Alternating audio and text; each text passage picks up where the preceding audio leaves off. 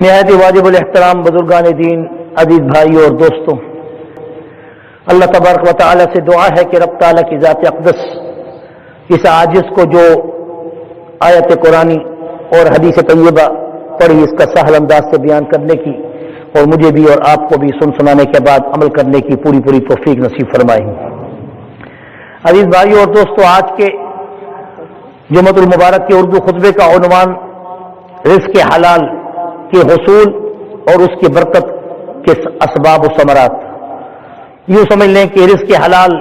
عین عبادت ہے، اور رزق حلال یہ حکم پیغمبروں کو بھی ہے، تو جب پیغمبروں کو ہے تو امت کو بجا اور طور پر اس پر عمل کرنے کی ضرورت ہے۔ عزیز بھائی اور دوستوں، تمہیدی طور پر ایک بات یاد رکھیں جو حدیث رسول صلی اللہ علیہ وسلم سے بڑی ہی واضح ہے۔ الا ان نفسا لم تموت حتى تستكمل رزقها واتقوا الله واجملوا في الطلب وتوکلوا علیہ او کما قال علیہ الصلاۃ والسلام۔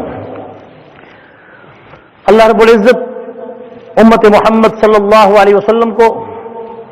اور یہ خطاب پوری انسانیت کو دے رہے ہیں، یا ایھا الناس کلوا مما فی الارض حلالا طیبا ولا تتبعوا خطوات الشیطان۔ کیا انسانوں، یہاں ایمان والوں کو مخاطب ہو کے نہیں کہا، انسانوں کو مخاطب ہو کر کیوں کہا کہ طیب مال، حلال مال، پاکیزہ مال یہ صرف مسلمانوں کا خاصہ نہیں کہ اس کا حصول ان پر شرط ہے، بلکہ انسانیت کے شرف و کمال میں اور انسانیت کی بود و باش میں اور انسانیت کی بقا میں، حیات میں یہ بات مضمر ہے کہ جب انسان حلال راستوں کو چھوڑ کر حرام راستوں کو اختیار کرتا ہے تو انسانی نظام زندگی کے اندر بھی خلل پیدا ہو جاتا ہے۔ ان میں بہت سی ایسی باتیں ہیں، ابھی یہ وقت صرف اور صرف مختصر اس 20-25 منٹ میں ہم نے آپ کو صرف قرآن و حدیث کی روشنی میں ہم نے اور جو محرکات و اسباب ہیں رزق حلال کے اندر جو حرام رزق کے داخل ہونے کے، ان کی طرف میری توجہ نہیں ہے، کیونکہ میں نے یہاں پر آپ کو صرف مبادیات، اصول جو قرآن و سنت کی روشنی میں ہمیں اللہ کے پاک پیغمبر صلی اللہ علیہ وسلم نے عطا کیے ہیں ان کو میں نے آپ تک پیش کرنا ہے۔ اللہ تعالیٰ قرآن مجید میں یہ ارشاد فرماتے ہیں، یا ایھا الناس، اے انسانوں، کلوا مما فی الارض حلالا طیبا، کہ کھاؤ حلال اور طیب مال۔ اب حلال تو چلو سمجھ میں آتی ہے، اور طیب سے کیا مراد ہے؟ اب اندازہ کیجیے کہ رسول اللہ صلی اللہ علیہ وسلم پر اترا ہوا قرآن کتنا فصیح و بلیغ ہے کہ جس کے ہر حرف اور ہر لفظ اور حرف میں اللہ تعالیٰ نے فصاحت و بلاغت رکھی ہے۔ کہ اے انسانوں، حلال جو جانور ہیں ان کا ذبیحہ تمہارے لیے حلال ہے، حلال کھانے تمہارے لیے حلال ہیں، ایسے کھانے جو کہ اللہ اور اس کے رسول صلی اللہ علیہ وسلم نے تمہارے اوپر حرام قرار دیے ہیں ان سے بچنا تمہارے اوپر واجب ہے، فرض ہے۔ اب رہا یہ کہ اللہ تعالیٰ آگے فرماتے ہیں، کلوا مما فی الارض حلالا طیبا، کہ وہ حلال بھی ہوں اور پاکیزہ بھی ہوں۔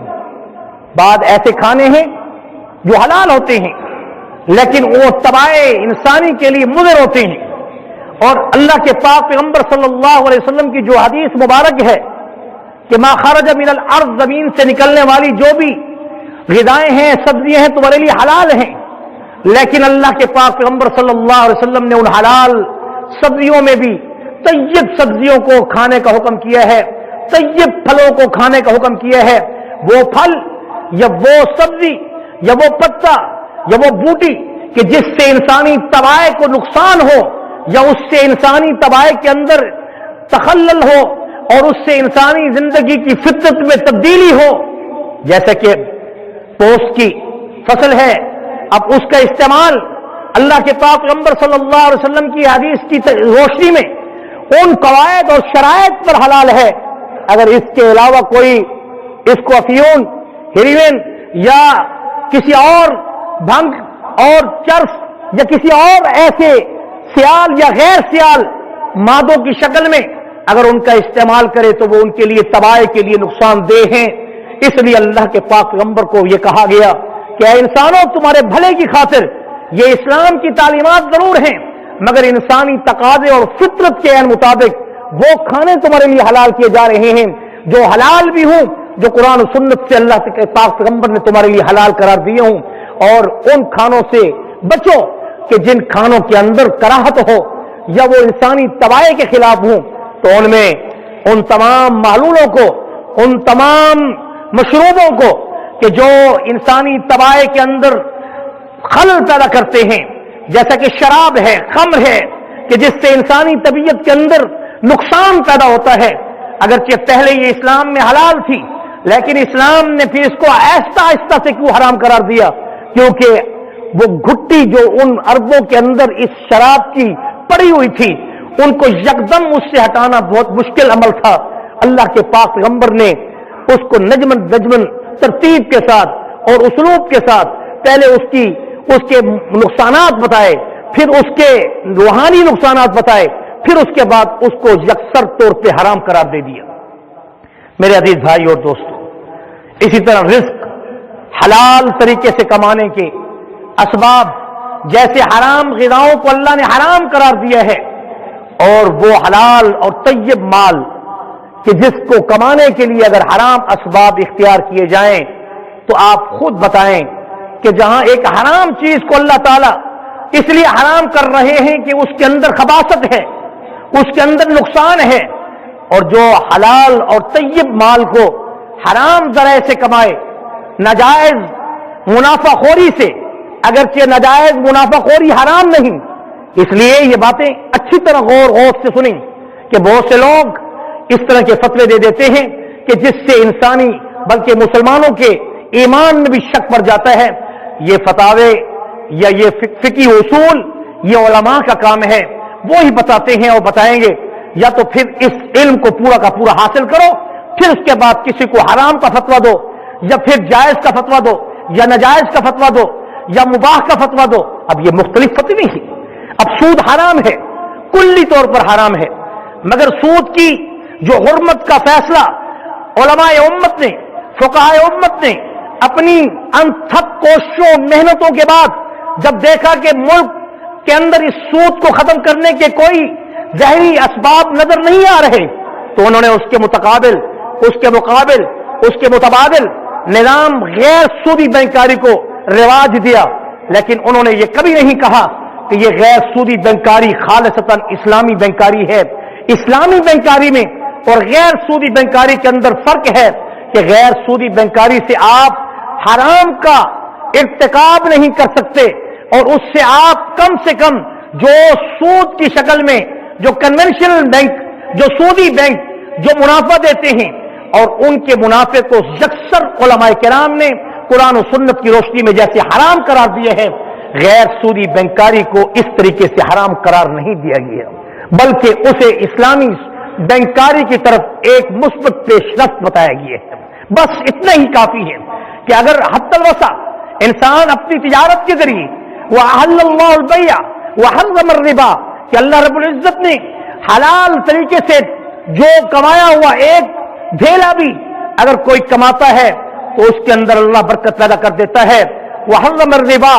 اور سود کو اللہ کے پاک پیغمبر نے حرام قرار دیا ہے، اگرچہ اس میں ڈھیروں منافع کیوں نہ حاصل ہو، اس لیے اس کے اندر برکت نہیں ہوتی. اور ایک رتی ایمان کا رکھنے والا اگر وہ حرام خور پرلے درجے کا نہیں ہے تو میں اللہ کی قسم دے کر ممبر پر بیٹھ کے یہ کہہ رہا ہوں، اسے سود کا ڈھیلا اس کو پچتا نہیں ہے، اس کی اصل زر کو بھی وہ کھا جاتا ہے. اس لیے اکثر دیکھے گئے ہیں جو دیندار لوگ تھوڑا سا سود کا پیسہ لے کر، قرضہ لے کر جب اپنی تجارت میں داخل کرتے ہیں وہ اپنی ساری تجارت کو ڈبو دیتے ہیں. ہاں البتہ جو حرام خور پرلے درجے کے ہیں اللہ نے ان کو ڈھیل دی ہوئی ہے، ان کی تجارت فراوانی کے ساتھ سود کے کاروبار کو اور زیادہ فروغ دے رہی ہے. اس لیے یہ پیمانہ نہیں ہے کہ کسی کے مال کو آپ بڑھتا ہوا دیکھیں تو سمجھیں کہ اللہ اس سے راضی ہے. ھذا من فضل ربی، ھذا من فضل ربی فی حکم النبی صلی اللہ علیہ وسلم. جو حکم نبی کے تحت رزق کو تلاش کرتا ہے اس کے رزق کو ھذا من فضل ربی کہا گیا ہے. اس لیے وہ لوگ جو سود کے کاروبار کو اور سود پہ قرضہ دے کر امت کو پریشان حال کیے ہوئے ہیں، انہیں غور و خوض سے سوچنا چاہیے کہ آج اگر ان کی پکڑ نہیں ہو رہی تو روز قیامت یتخبط الشیطان من المس، وہ ایسے اٹھیں گے جیسا کہ کوئی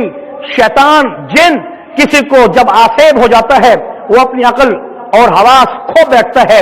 ایسے حال میں وہ روز قیامت اٹھے گا اور مارے مارے پھرتا رہے گا، راستہ حشر بھی نہیں پائے. میرے بھائیوں اور دوستوں، یہ وہ باتیں ہیں کہ ان سب باتوں سے پہلے ہم سب کو یہ جاننا چاہیے کہ اللہ نے رزق کی تقسیم اپنے ہاتھ میں رکھی ہے. اور یہ یاد رکھیں کہ وَأَنَّ سَعْيَهُ وَأَنَّ لِلْإِنسَانِ مَا سَعَى وَأَنَّ لِلْإِنسَانِ مَا سَعَى، کہ اس میں کوئی شک نہیں کہ بے شک انسان کے لیے وہ کچھ ہے جو وہ صحیح کرتا ہے، جو محنت کرتا ہے. محنت کرنا واجب ہے، محنت اور مشقت کرنا واجب ہے، مگر اللہ کا یہ وعدہ ہے کہ رزق کی تقسیم میرے ہاتھ میں ہے، اور رزق کی تقسیم میں کسی کی محنت پر، کسی کی دن رات کی مشقت پر اس کا ثمرہ جو مقرر ہے وہ اللہ کے علم میں ہے، کسی کی محنت پر اس کا ثمرہ مقرر نہیں ہے. مثلا ایک شخص صبح سے لے کر شام تک وہ مزدوری کرتا ہے، مشقت کرتا ہے، مزدوری کرتا ہے،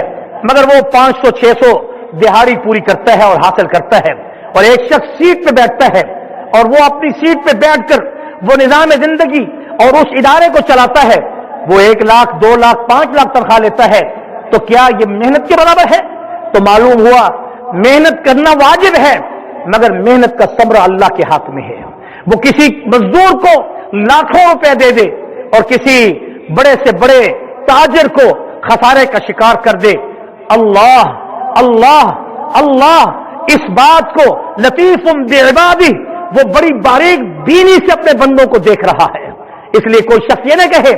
کہ میں تو سارا دن محنت کرتا ہوں، میں نے تو بڑی مشقت کی، مجھے رزق بہت تھوڑا ملا، اور اللہ پہ وہ الزام دھرنا شروع کر دے. خبردار، یہ دنیا جنت نہیں ہے کہ تمہاری خواہشات اور ہماری خواہشات کے مطابق سب کچھ مل جائے. جنت ہی وہ گھر ہے جہاں ہماری خواہشات کی تکمیل ہونی ہے. دنیا کے اندر ہماری خواہشات کی تکمیل نہیں ہو سکتی، ورنہ تو پھر دنیا جنت ہی ہو جاتی کہ ہماری ہر خواہش اگر پوری ہوتی. اللہ نے صرف دنیا کو دارالعمل قرار دیا ہے. اس لیے حضور علیہ الصلوۃ والسلام کا یہ فرمان ہے، الا ان نفسا لن تموت، بے شک کسی بھی ذی روح کو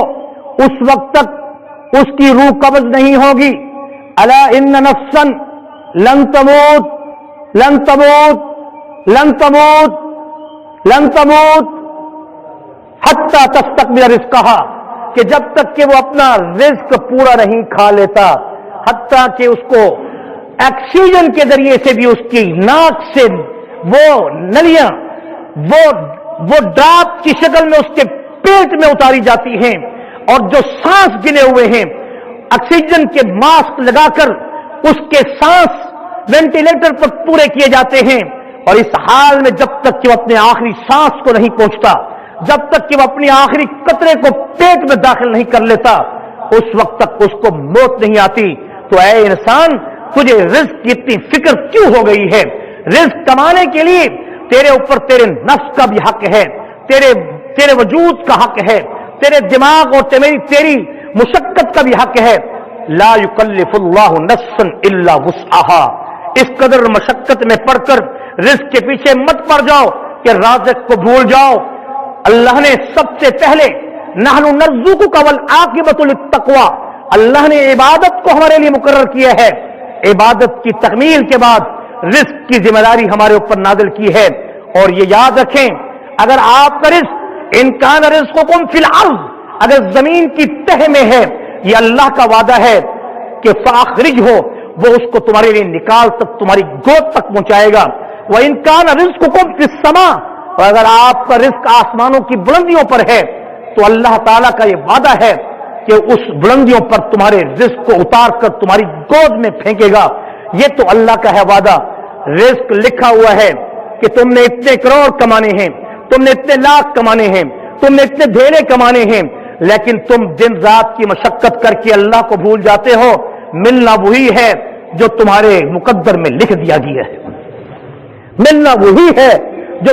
ہمارے مقدر میں لکھ دیا گیا ہے۔ الا ان نفسا لن تموت حتی تستکمل رزقها،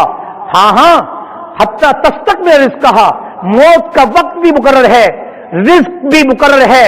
اور ان دونوں مقرروں کو اللہ تعالیٰ نے اپنی دست قدرت میں بند رکھا ہے۔ اس وقت تک انسان کو موت نہیں آتی جب تک کہ وہ اپنے رزق کو پورا کر کے نہیں جاتا۔ فاتقوا اللہ، اللہ فرماتے ہیں اے مومنو، اے بندو، اللہ سے ڈر جاؤ اور اس کے خوف میں رہو اور اس کی عبادت میں رہو، اس کی بندگی میں رہو۔ جب مؤذن اذان دے تو آپ کو مسجد میں آ جانا چاہیے، اور اسی لیے تو علماء کرام نے کئی واقعات لکھے ہیں کہ حضرت عبداللہ ابن مبارک کتنے بڑے محدث گزرے ہیں، کتنے بڑے عالم گزرے ہیں، کتنے بڑے ولی گزرے ہیں۔ جب وہ فوت ہوئے تو اس کے بعد پہلے ان کے گھر کے سامنے ایک لوہار رہتا تھا، وہ بھی فوت ہو چکا تھا، وہ بھی ان دنوں میں فوت ہوا۔ تو ایک شخص نے مراقبہ کیا یا خواب میں دیکھا، اس شخص نے عبداللہ ابن مبارک سے پوچھا کہ کیا حال ہے؟ کہا اللہ کا فضل ہے، اللہ نے ایمان کی بدولت جنت نصیب کی، مگر درجے میں یہ لوہار مجھ سے بڑھ گیا ہے، مگر درجے میں یہ لوہار مجھ سے بڑھ گیا ہے۔ پوچھا گیا یہ لوہار درجے میں بڑھ گیا ہے، آنکھ کھل گئی۔ جب مراقبہ کیا تو عبداللہ ابن مبارک کی وہ بات ان تک کھل گئی، وہ گئے، وہ بھی اللہ کے ولی تھے، انہوں نے جا کے اس کی بیوی سے حال پوچھا کہ یہ کیا کرتا تھا، اس کا کیا عمل تھا؟ کہا اس کا عمل تو یہی کام کرتا تھا، دن رات مشقت کرتا تھا، 5 وقت کی نماز پڑھتا تھا، مگر تہجد کے وقت جب عبداللہ ابن مبارک کو مسجد میں پاتا تھا تو ہاتھ اٹھا کے آسمان کی طرف کہتا تھا اے اللہ، اگر تو نے مجھے رزق وسیع دیا ہوتا یا تو نے مجھے رزق آسان دیا ہوتا تو میں آج تیری تہجد بھی پڑھتا، اشراق بھی پڑھتا، چاش بھی پڑھتا، اوابین بھی پڑھتا،